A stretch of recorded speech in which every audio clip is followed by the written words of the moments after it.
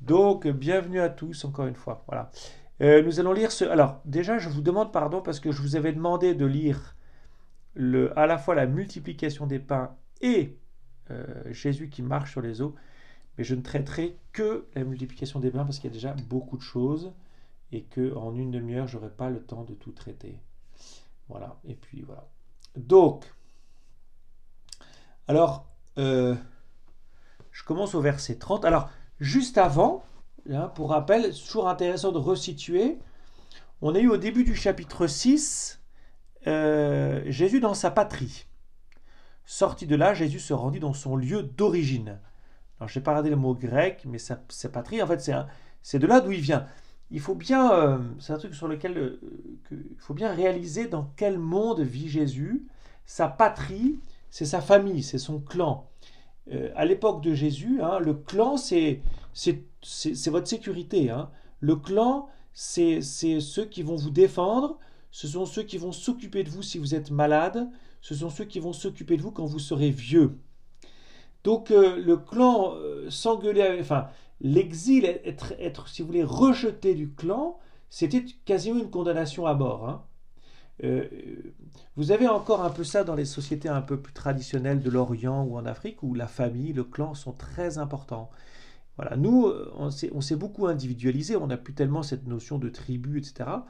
Mais quand vous allez dans certains pays d'Orient, il y a encore cette notion de tribu très très très importante.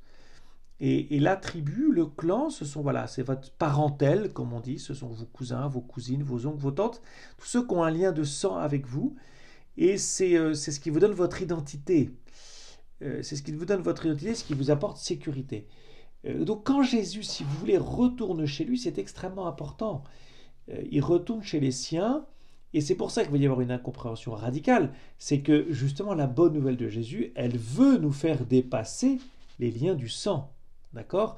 L'Église, hein, je vous ai déjà dit, hein, mais l'Église, finalement la famille des 12, euh, c'est c'est euh, c'est une nouvelle famille. L'Église est une nouvelle famille pour chacun d'entre nous.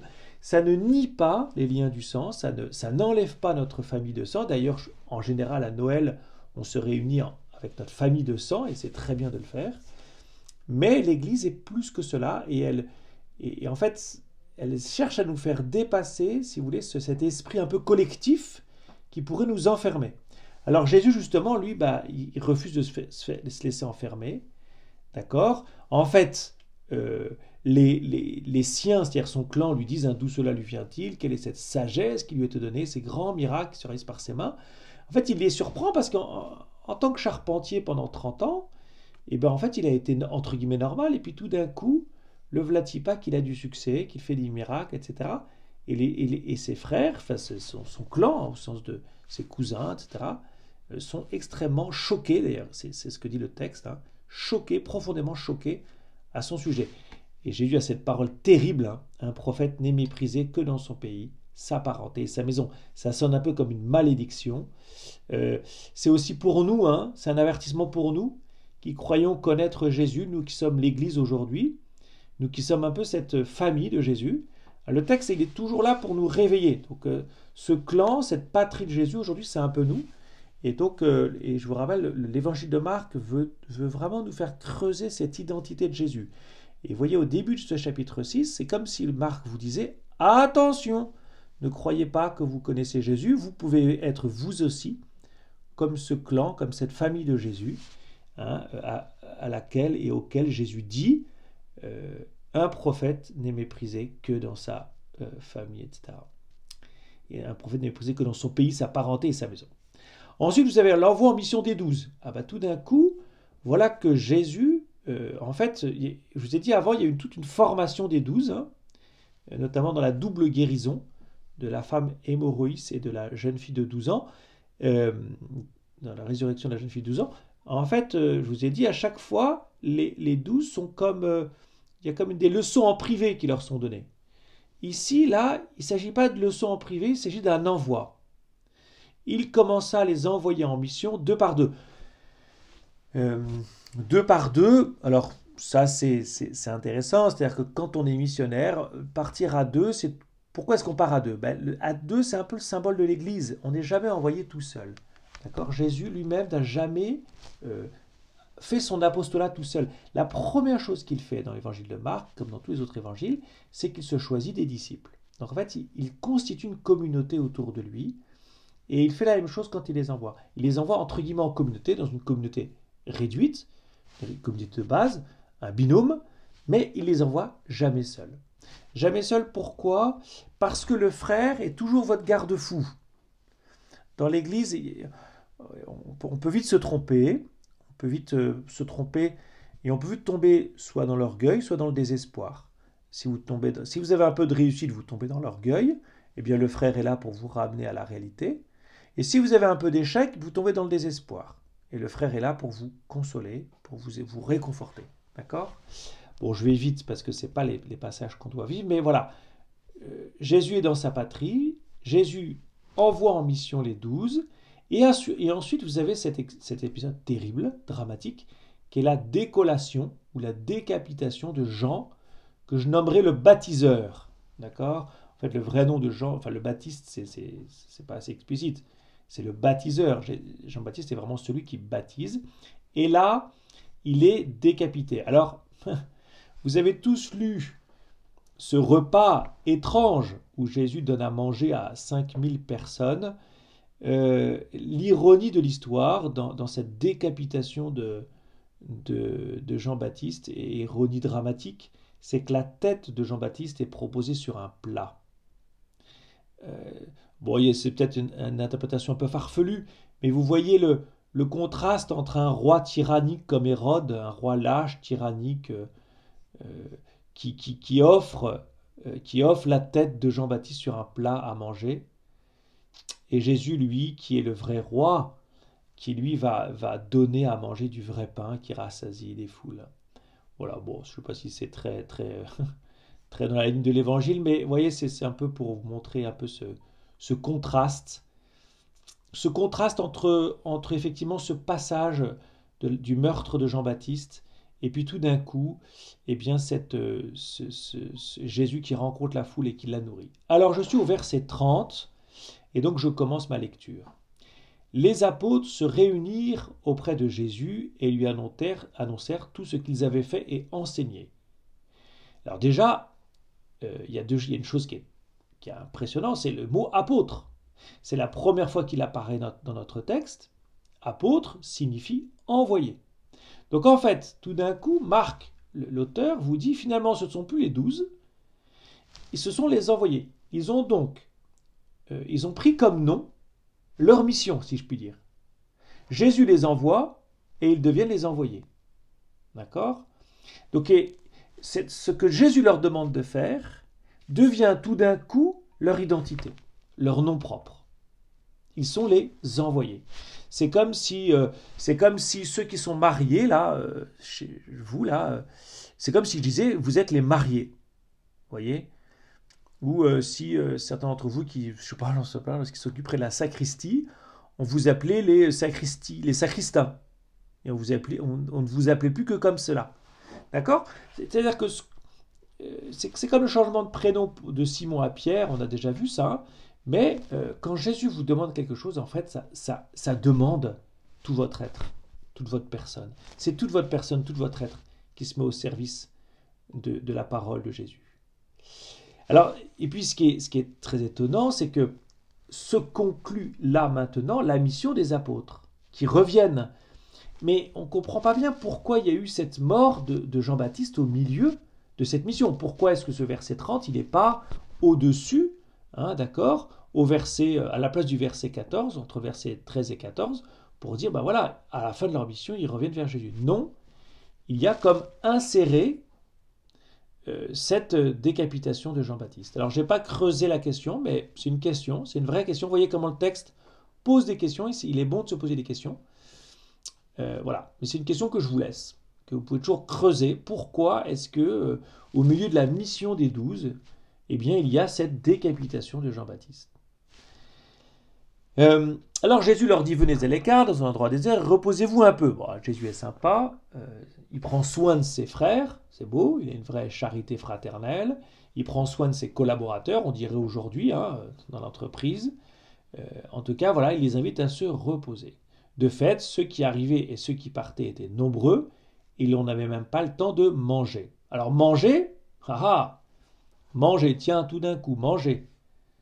Le verbe doit attirer votre attention, parce que manger, ça va apparaître beaucoup dans la suite. D'accord le manger va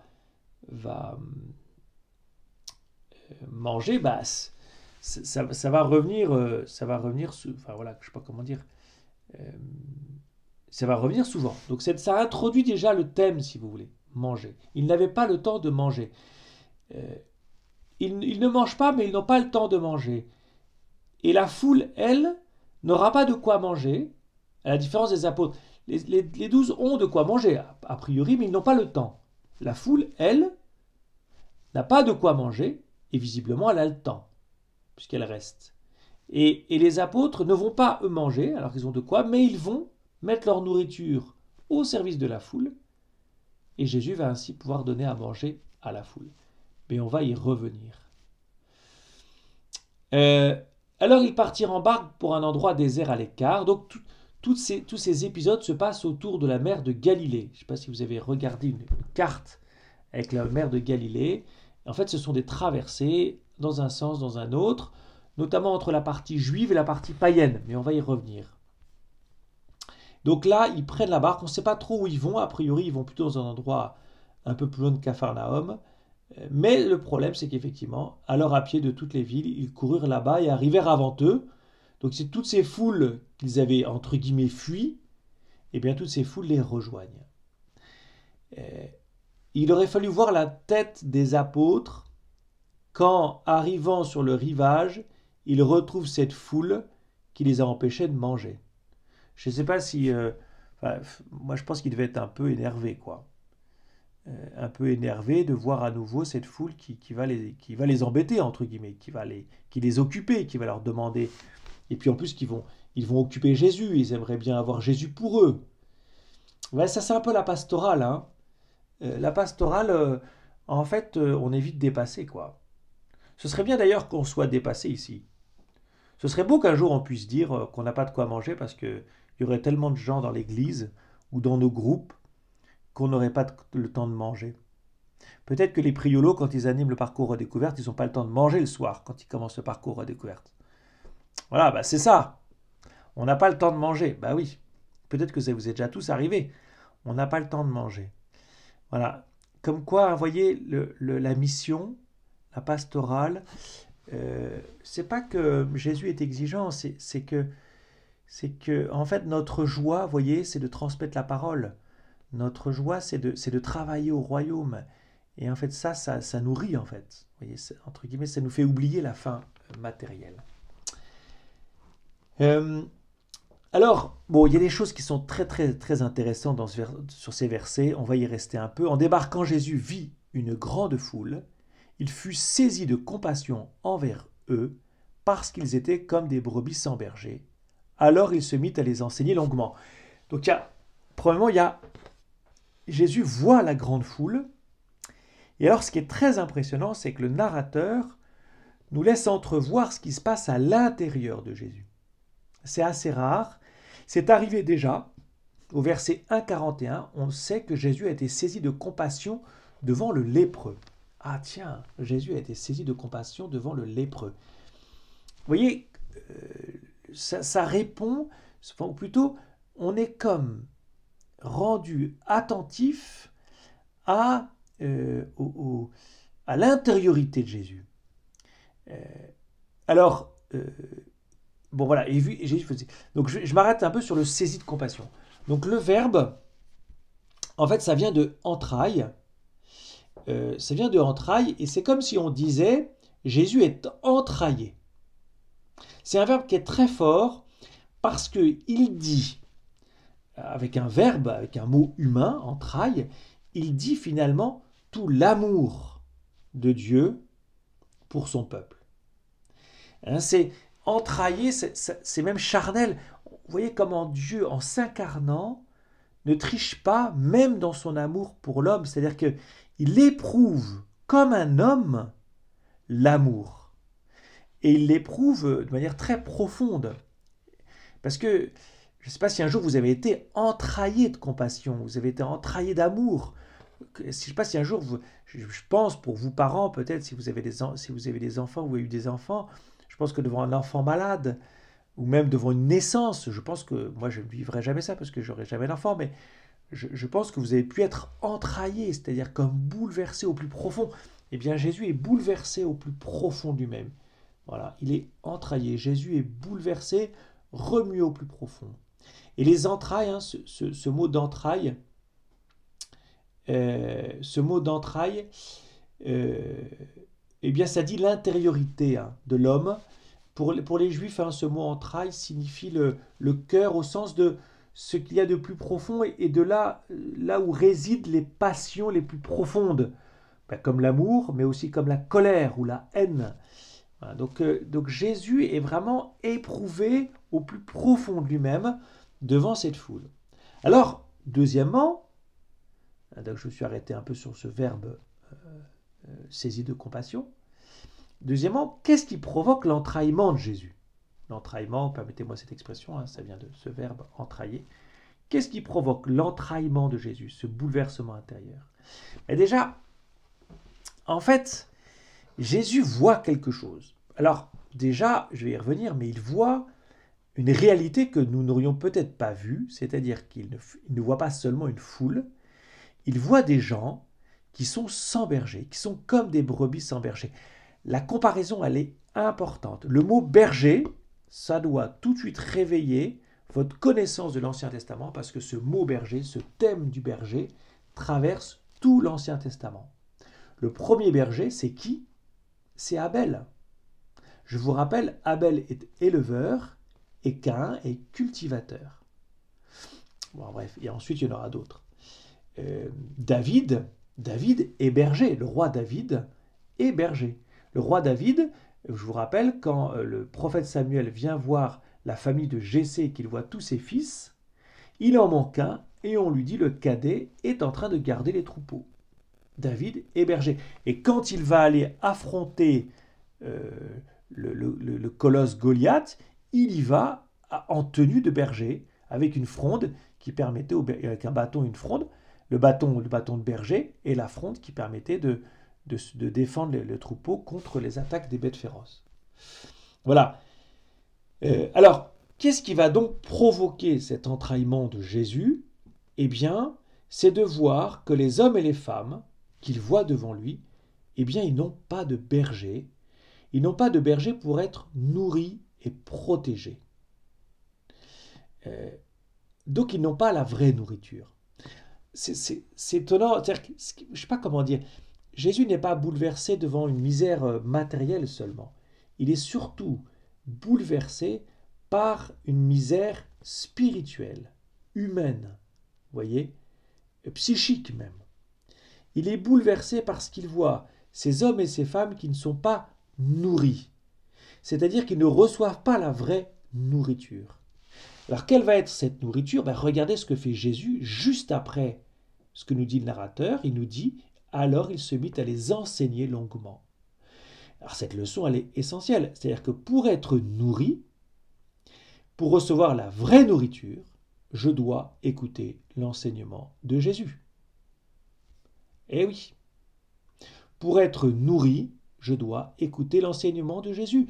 Ça fonde la mission, si vous voulez, pour le coup. Ça fonde l'envoi des 12. Ça justifie notre envoi dans le monde. Si je vais dans le monde, et le monde, c'est au fond, les gens que je vois dans la rue sont comme cette foule que voit Jésus.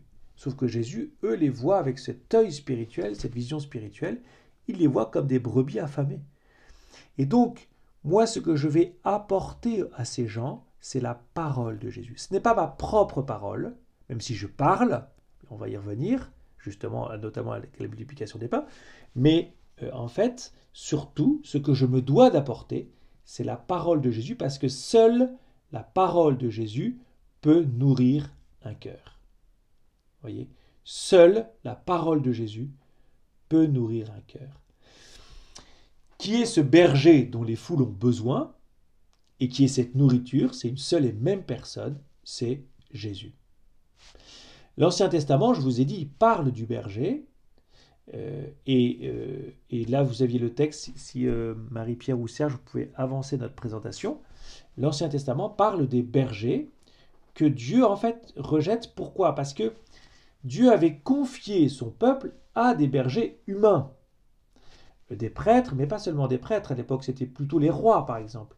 Les rois, où il y a eu les juges. Avant, dans le livre des juges, il y a eu ensuite les rois. Voilà, en gros, ce qu'on appelle les chefs du peuple. Par exemple, dans l'Évangile, vous avez souvent cette mention des chefs du peuple. C'est à la fois des prêtres, mais c'est pas seulement des prêtres, c'est aussi les scribes, c'est aussi les docteurs de la loi, pour une part des pharisiens. Voilà. Bref, tous ceux qui ont un savoir et tous ceux qui sont en fait bergers du peuple, c'est-à-dire au fond, vous avez eu la réponse avec ce que vous a dit Marc, c'est-à-dire ceux qui étaient en fait censés donner la parole de Dieu aux hommes et aux femmes du peuple d'Israël. Je vous cite Jérémie 23. Quel malheur pour vous, pasteurs, quel malheur pour vous, bergers, pasteur c'est berger, hein. Vous laissez périr et vous dispersez les brebis de mon pâturage, oracle du Seigneur. C'est pourquoi ainsi parle le Seigneur, le Dieu d'Israël, contre les pasteurs qui conduisent mon peuple. Vous avez dispersé mes brebis, vous les avez chassées et vous ne vous êtes pas occupés d'elles.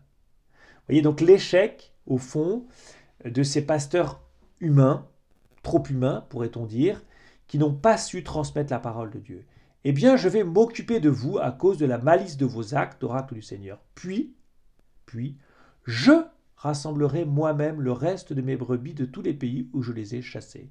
Je les ramènerai dans leur enclos, elles seront fécondes et se multiplieront. Vous voyez comment Dieu déjà annonce, alors c'est pas dit directement du tout, mais Dieu se présente comme le berger lui-même.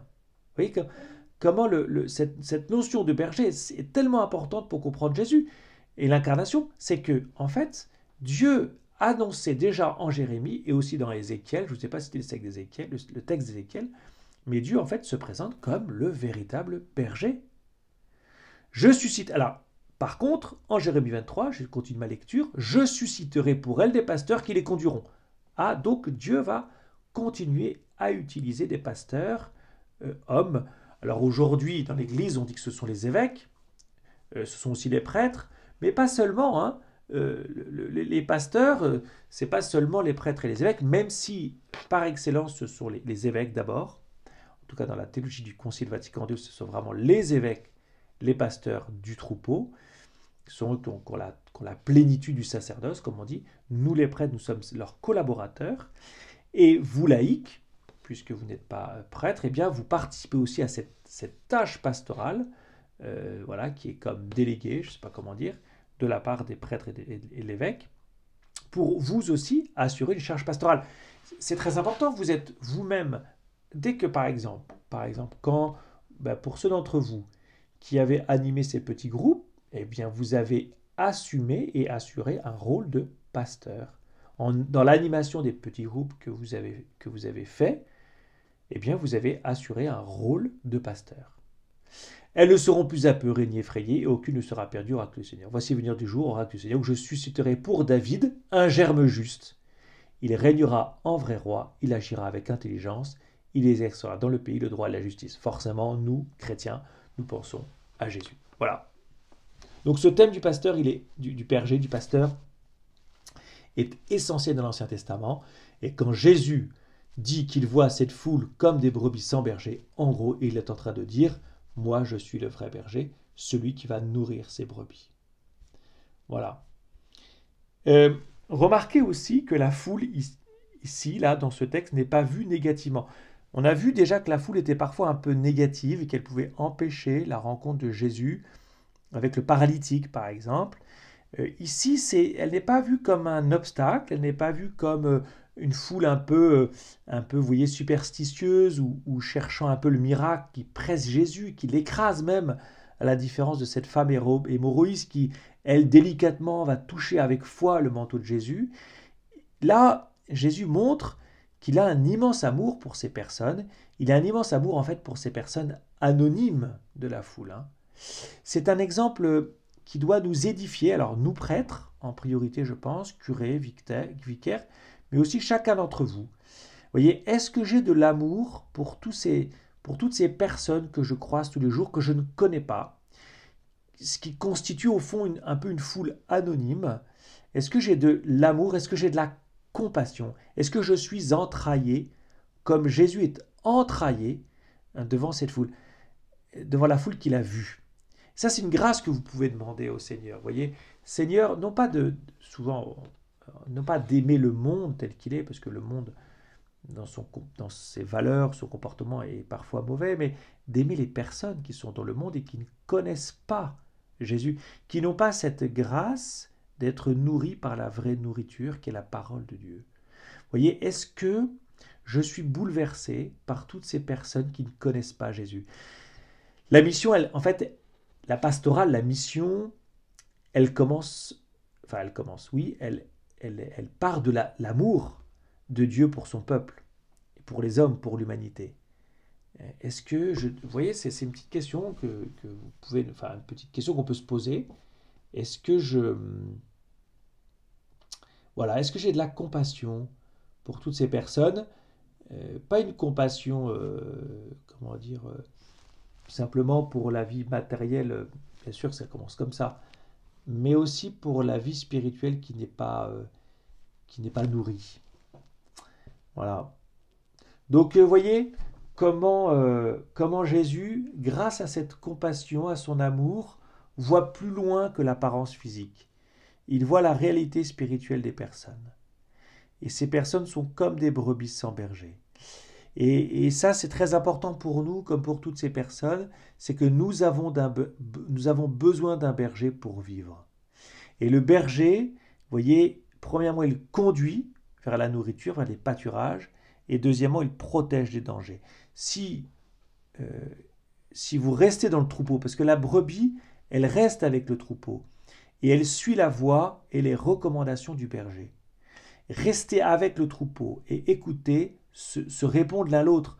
Vous ne pouvez pas écouter Jésus si vous vivez en dehors du troupeau, et si vous vivez en dehors du troupeau, alors vous écouterez la parole de Jésus. Et inversement, si vous écoutez la parole de Jésus, alors vous resterez dans le troupeau. Parce que Jésus parle au troupeau. Bien sûr qu'il parle à chacun, mais il conduit le troupeau. Faire partie du troupeau et écouter Jésus, au fond, se répondre l'un à l'autre.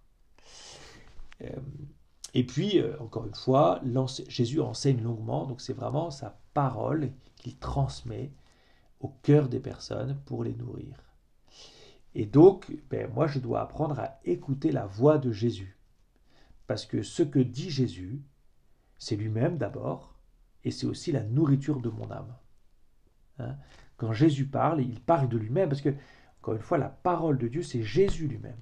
Et donc, c'est bien l'écoute de la parole de Jésus et mon amitié avec Jésus qui vont nourrir mon âme.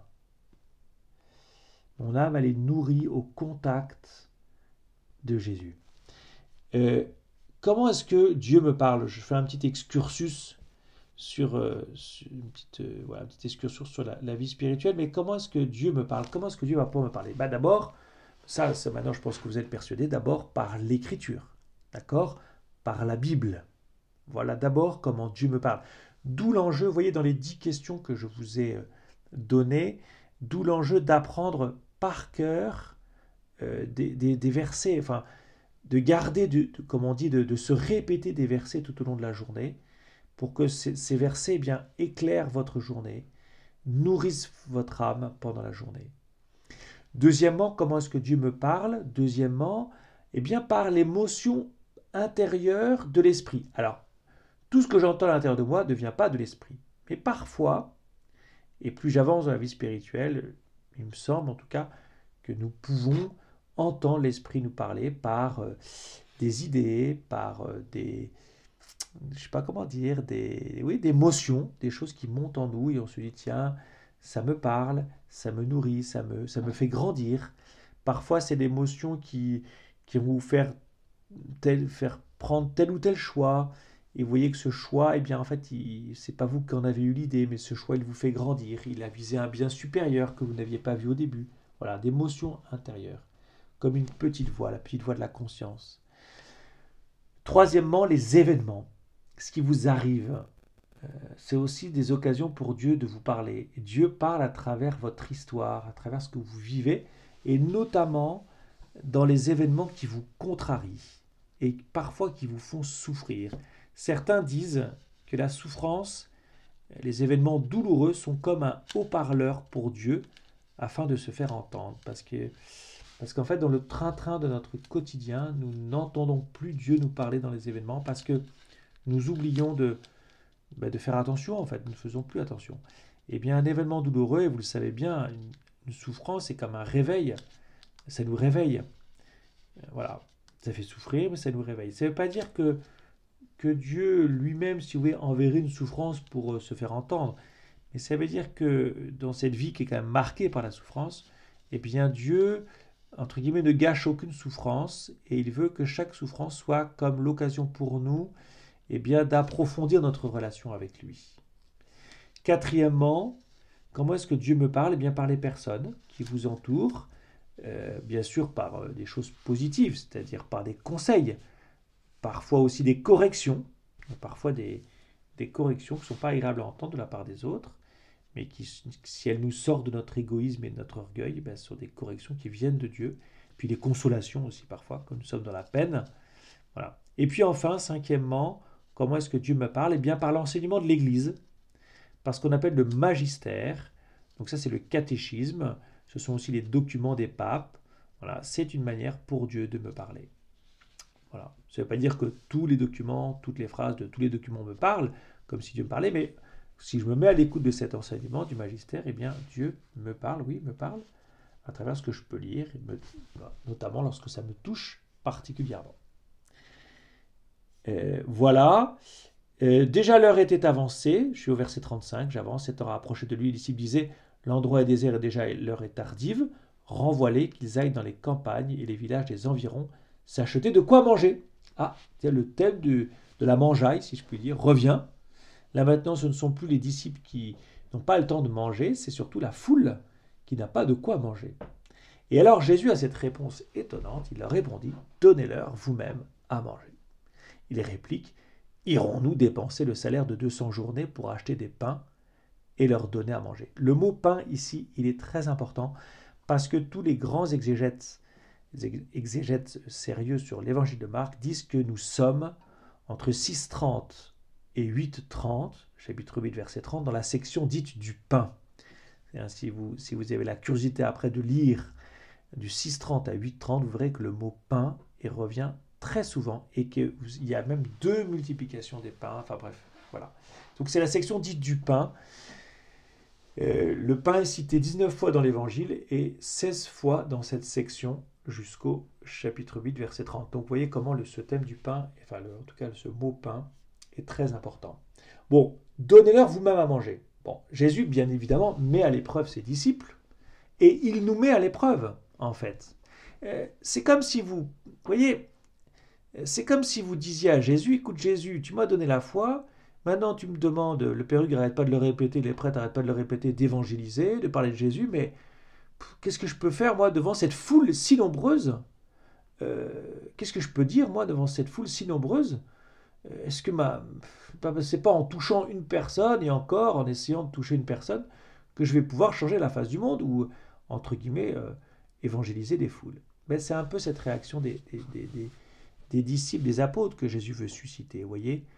D'ailleurs, ils répondent, irons-nous dépenser le salaire de 200 journées pour acheter des pains et leur donner à manger? C'est-à-dire, nos seules forces sont totalement insuffisantes. D'accord?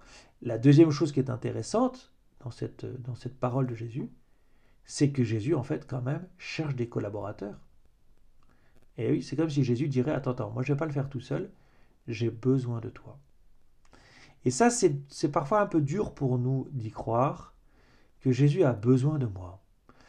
Je me dis, voilà, est-ce que je crois encore que Jésus a besoin de moi? Même si je peux être, entre guillemets, au soir de ma vie, et me dire, mais je n'ai plus 20 ans, je suis peut-être un peu inutile, mais c'est pas vrai, en fait. Tant que vous êtes ici-bas sur terre, cette parole, vous pouvez l'entendre pour vous, donnez-leur vous-même à manger. Qui que nous soyons, qui que vous soyez, quel que soit l'âge que vous ayez, Jésus vous dit, donne-leur, donne-leur toi-même à manger. Alors le vous-même, il est important parce que c'est bien à l'Église. C'est un vous collectif. C'est les 12, donc c'est l'Église. Mais c'est aussi moi, je peux entendre aussi pour moi, personnellement. Et vous voyez comment la réponse des disciples, bon, on l'a fait rapidement la nôtre. Hein. Attends, mais est-ce que je vais aller courir la campagne, là, toute la journée pour annoncer Jésus comment est-ce que je peux faire enfin, puis de toute façon, est-ce que ça ne suffira jamais. C'est vrai. C'est vrai, et pourtant, Jésus cherche des collaborateurs. Voilà. Donnez à manger aux personnes sans berger qui vous entourent. Hein, Jésus vous dit, donnez à manger aux personnes sans berger qui vous entourent. Alors Jésus demande, combien de pain avez-vous? Allez voir, c'est dans un formule 5 et de poissons. Il leur ordonne de les faire tous s'asseoir par groupe. Sur l'herbe verte, ils se disposèrent par carré de 100 et de 150. L'herbe verte, l'herbe verte, les pâturages, le berger, l'herbe verte. Eh bien oui, parce qu'ils sont comme des brebis sans berger. Et qu'est-ce que vous entendez l'herbe verte? Les pâturages. Les pâturages, c'est quoi? Si vous connaissez un peu l'écriture, les pâturages, l'herbe verte, ça vous fait penser au psaume 22, voilà, que vous avez à votre écran. Le psaume 22, c'est « Le Seigneur est mon berger, je ne manque de rien ». Vous voyez, donc à nouveau, en fait, c'est le texte vous dit « Ce Jésus qui parle est ton berger et il va te mener sur des prés d'herbes fraîches », comme dit le psaume. Tiens, petite chose que je vous propose ce soir, c'est avant de vous endormir, avant de vous coucher, pour votre prière du soir, vous dites ce psaume. Psaume 22, le Seigneur est mon berger, je ne manque de rien. Voilà, vous pourrez le dire chacun, parce que c'est au fond une prière de brebis. C'est une prière de brebis qui reconnaît que Jésus est son bon berger, que Dieu qui s'est incarné, que le Fils qui s'est incarné, c'est mon berger. Voilà. Je vous invite à le prier ce soir avant de vous coucher. Jésus prit les 5 pains et les 2 poissons et levant les yeux au ciel, il prononça la bénédiction et rompit les pains. Il les donnait aux disciples pour qu'ils les distribuent à la foule. Il partagea aussi les 2 poissons entre tous. Ils mangèrent tous et ils furent rassasiés. Alors, là, il y a une très très grande leçon, c'est-à-dire que vous voyez que même avec les 5 pains, Jésus nourrit une foule. Ça veut dire quoi? Ça veut dire que, vous voyez, notre première appréhension ou notre première réponse quand Jésus nous a dit donnez-leur vous-même à manger, notre premier réflexe a été de dire mais non, c'est impossible, je ne peux pas. Et c'est vrai. En fait, nous ne pouvons pas donner à manger au monde. Et pourtant, Jésus dit donne-moi ce que tu peux me donner. Voilà. Donne-moi ce que tu peux me donner. Donne-moi tes 5 pains. Donne-moi, voyez, ta personne, ta personnalité. Donne-moi même je sais pas moi, donne-moi même ta maladie, ce que tu ne peux pas faire. Donne-moi ce que tu peux me donner.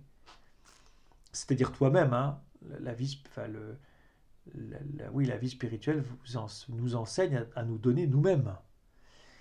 Eh bien, c'est en nous donnant nous-mêmes que Dieu va pouvoir nourrir le monde. C'est incroyable. C'est en nous donnant nous-mêmes à Dieu, c'est en disant à Dieu, je suis comme ce pain, comme ce poisson, que tu vas pouvoir, entre guillemets, multiplier. Il ne va pas me multiplier, évidemment, mais il va pouvoir, grâce à ce que je lui donne, nourrir une foule immense. Et Jésus, entre guillemets, se contente de ce que je lui donne et apporte. Mais vous voyez, ce miracle de la multiplication des pains, ce miracle qui a permis de nourrir une foule, et c'est pas rien quand même, hein, parce que là on parle vraiment d'une nourriture qui va nourrir l'âme, donc ça a trait au salut, ça a un lien avec le salut. Il n'est possible qu'avec ce qu'apportent les 12, aussi humble, aussi petit soit-il. C'est ridicule 5 pains et 2 poissons pour une foule de 5000 personnes. C'est ridicule. Eh bien, n'ayez pas peur du ridicule. Voilà. Ce texte vous dit, n'ayez pas peur du ridicule. Quand vous vous tournez vers Dieu et que vous dites, Seigneur, je t'offre ma vie pour l'évangélisation du monde, ça n'a rien de ridicule. Ça n'a strictement rien de ridicule. Et un très bon exemple de cela, c'est Sainte Thérèse de l'Enfant Jésus, qui, elle, vivant dans un Carmel et mourant à 24 ans, c'est-à-dire elle a passé 9 ans au Carmel, eh bien, elle est devenue patronne des missions comme Saint François Xavier, et de nombreuses personnes se sont converties sur sa tombe, à sa prière, à son intercession. Donc vous voyez, non, ce n'est pas ridicule. Nous, on croit que c'est ridicule parce qu'on regarde avec nos yeux d'homme et avec notre capacité d'homme et de femme.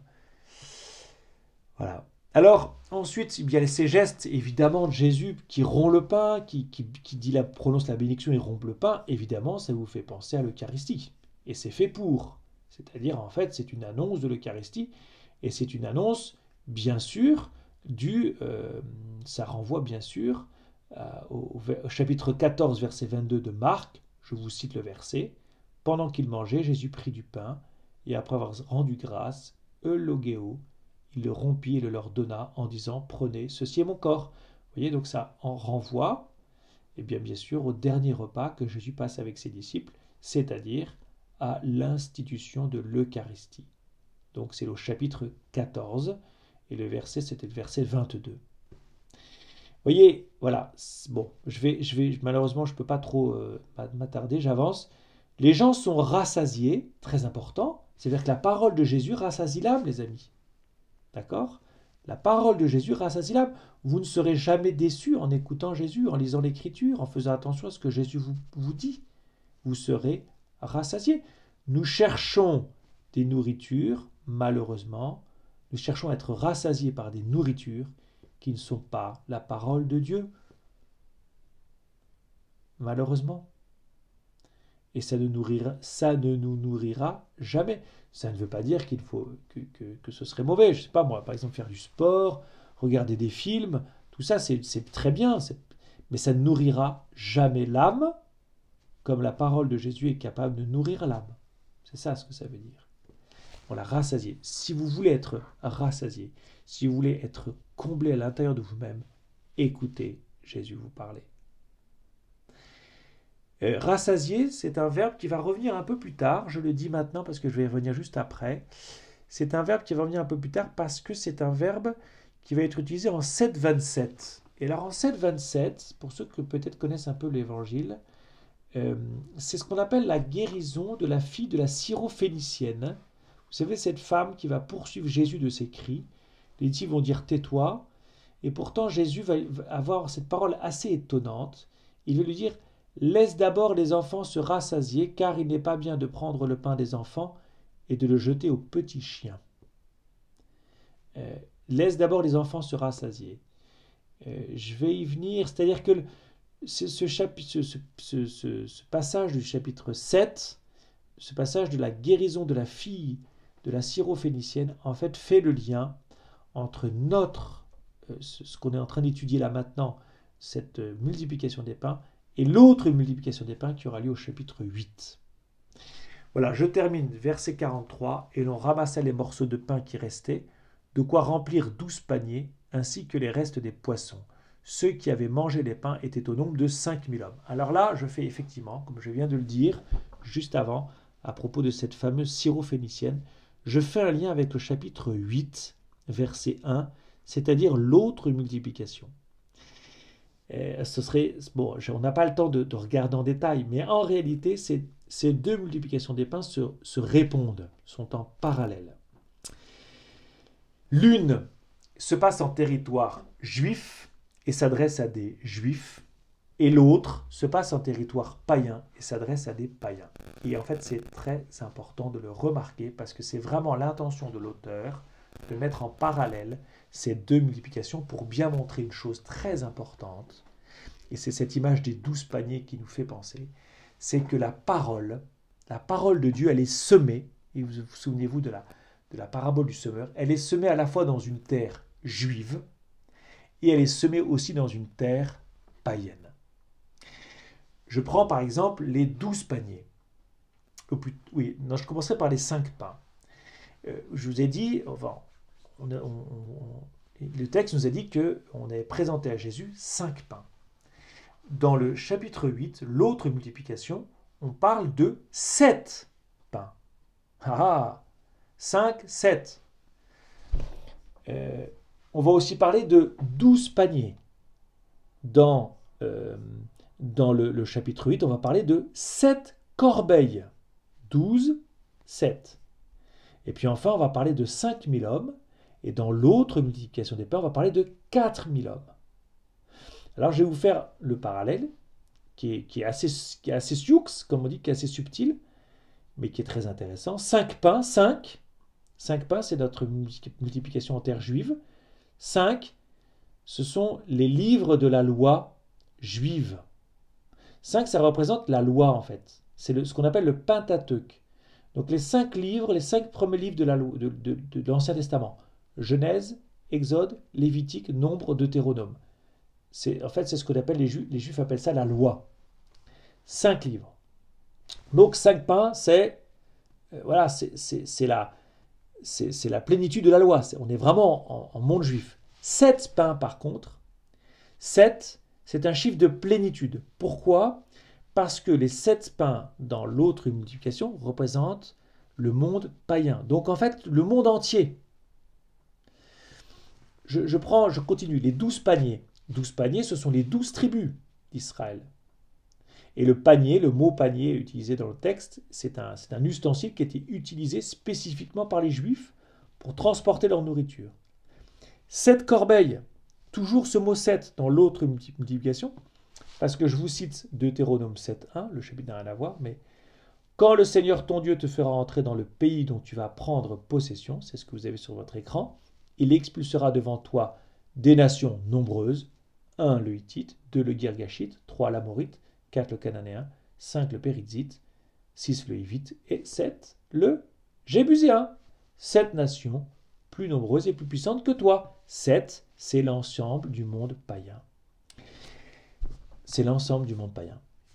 5000 hommes, eh bien 5, c'est ce que je viens de vous dire, c'est le Pentateuque. 4000 hommes dans l'autre multiplication des pains. 4000 hommes, c'est quoi? Eh bien, c'est les 4 points cardinaux. C'est la création tout entière. Et puis vous avez 2 verbes pour la bénédiction qui sont utilisés, différents, 2 verbes différents. Dans notre multiplication, on dit que Jésus rend grâce. Le mot grec, c'est eulogeo. En fait, c'est parole bonne, parole de bénédiction, parole de louange, parole de bonté. C'est en 6,41.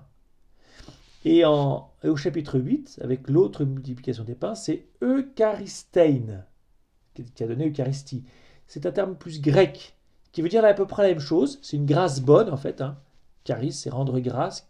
Charisme, voilà, c'est rendre grâce, plus spécifiquement. Mais eulogeo, eucharistein, sont 2 verbes qui veulent dire à peu près la même chose, mais l'un qui est utilisé vraiment dans le monde juif et pour la liturgie juive, eulogeo, eucharisto, qui n'est pas utilisé dans le monde juif, mais qui est plus utilisé dans le monde grec.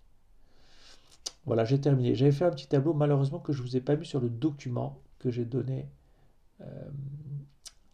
au Priolo. Je vous le renverrai dans le mail que je vais vous envoyer juste après. Voilà, j'ai terminé. Il est malheureusement un peu tard, je suis confus, mais c'est tellement riche ce texte-là. Est-ce qu'il y a une question avant que je vous présente la suite des opérations pour notre parcours?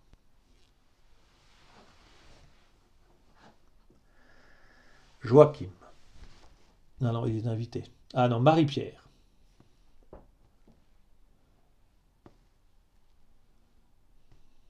Oui.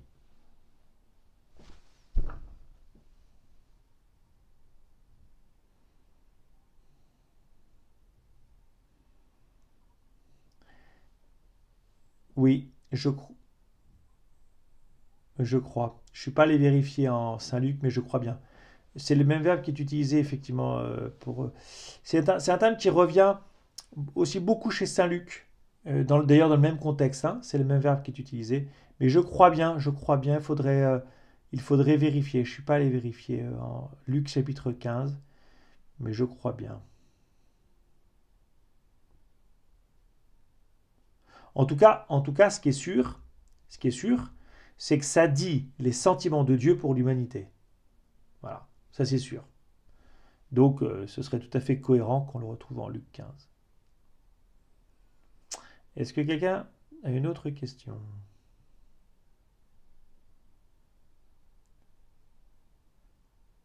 Arnaud.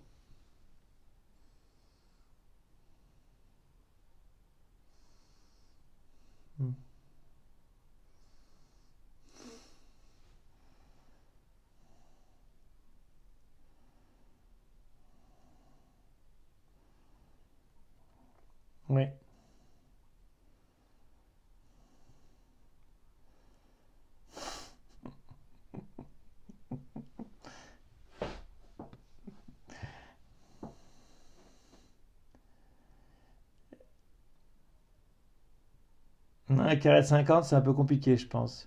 Mais en fait,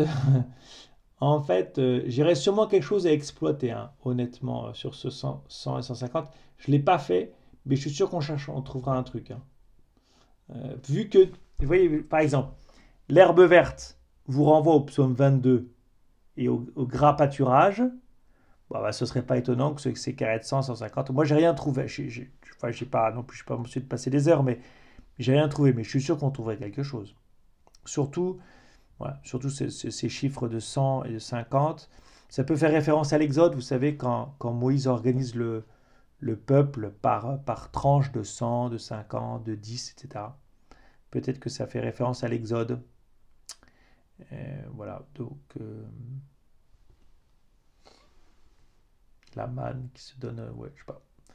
Ça va, Arnaud? C'est bon. Il y avait Marie-Pierre Gray qui avait levé la main.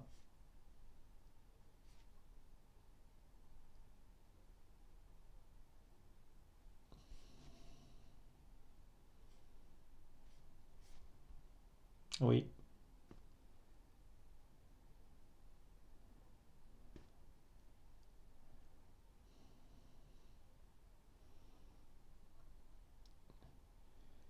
oui.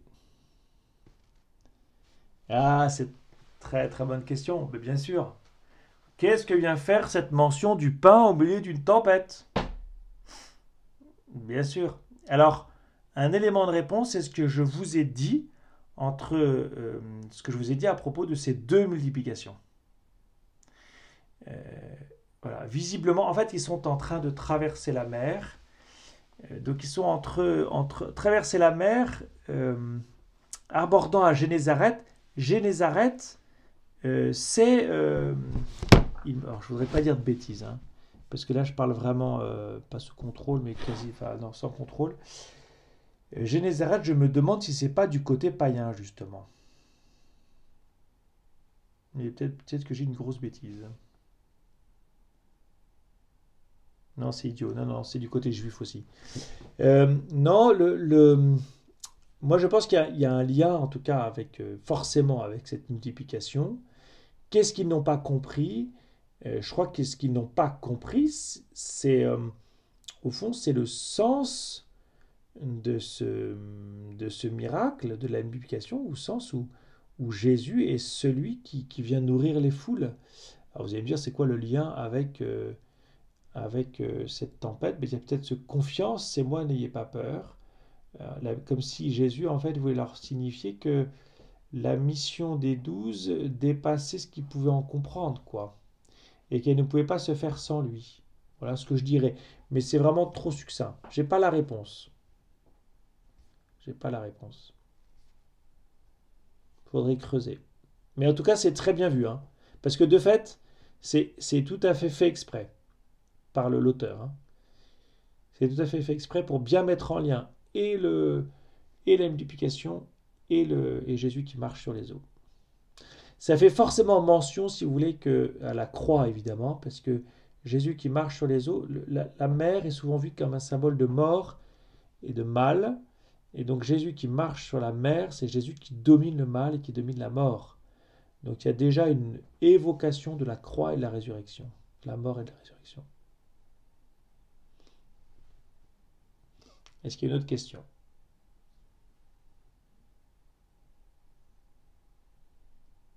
Vous voyez, j'ai pas toutes les réponses, hein. C'est aussi bien comme ça d'ailleurs.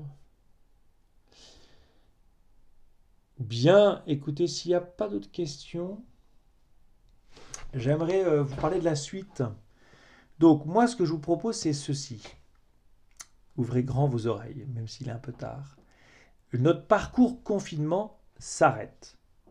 Parce qu'il faut mettre un terme, parce qu'on n'est plus en confinement, même si on a un peu encore confiné. Mais enfin, continuer toutes les semaines, ça peut peut-être faire beaucoup. Et comme on n'est plus vraiment confiné, je préfère mettre un terme à ce parcours. Mais je vous propose de continuer pour ceux qui le souhaitent.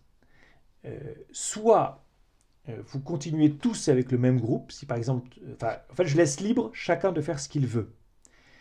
Soit vous continuez tous dans votre groupe et votre groupe continue, selon le même mode opératoire, mais sauf que ce sera tous les 15 jours. Donc en fait, pour ceux qui veulent, je vous donne rendez-vous dans 15 jours. Donc mardi dans 15 jours, on fera exactement la même chose. Je vous ai d'ailleurs, vous avez le slide sur votre écran, vous avez le programme pour la prochaine fois. Je vous ai justement donné à étudier le passage de la syrophénicienne, chapitre 7, versets 24 à 30. Donc voilà, ceux qui veulent arrêter, vous pouvez arrêter, il n'y a aucun problème. Si vous continuez tous, on garde les mêmes groupes. Et puis rendez-vous dans 15 jours. J'arrête ici la caméra d'ailleurs, parce que, pardon, qui me filme, parce que ce que je dis n'intéressera pas si vous regardez à nouveau le commentaire.